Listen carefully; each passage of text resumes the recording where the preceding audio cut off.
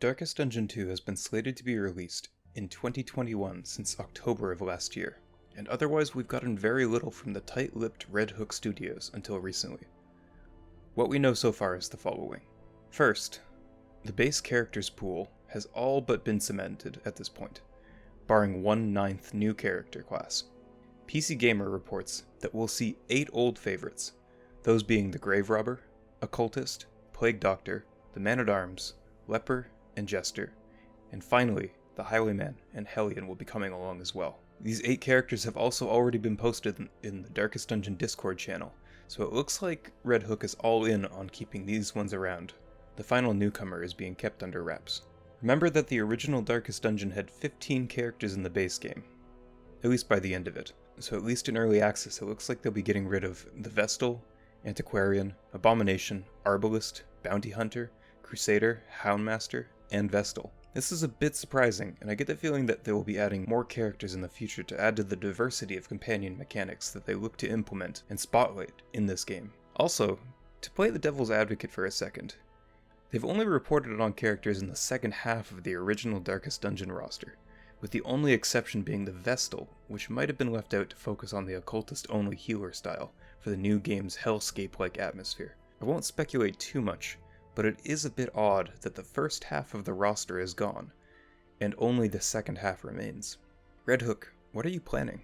Conspiracies aside, it looks like they're moving towards a faster than light or Slay the Spire kind of gameplay, where each run will be much shorter, but progress will be made at the meta level as you continue through the game multiple times. This might come in the form of permanent upgrades to the cart, leveling for the characters, or just good old-fashioned meta experience, where you will learn more and more about the interactions that each character has with each other as you explore different team compositions, trinkets, and story paths.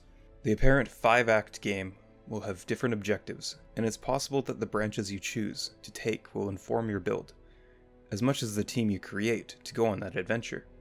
We've seen Torchlight requirements and Avoid-style missions for others, so it seems like Red Hook is really pushing for variability in the environment that you travel through with this game.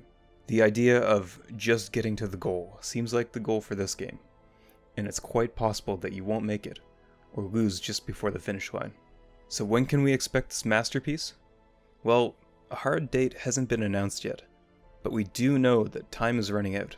The game was originally slated for sometime in 2021, but issue 358 of PC Gamer has indicated that we can expect the game to be released in Q3 of this year. The third quarter is already upon us, and will give the worst case release date of October 1st, 2021, the first day of the fourth quarter. Of course, any news that comes out from now until then will be covered here on this channel, and we'll be aiming to get access to the game as early as possible, release a full review on release, and so much more. So remember to subscribe to get notified of all our future update videos and gameplay videos. Until then, take care, and good luck out there.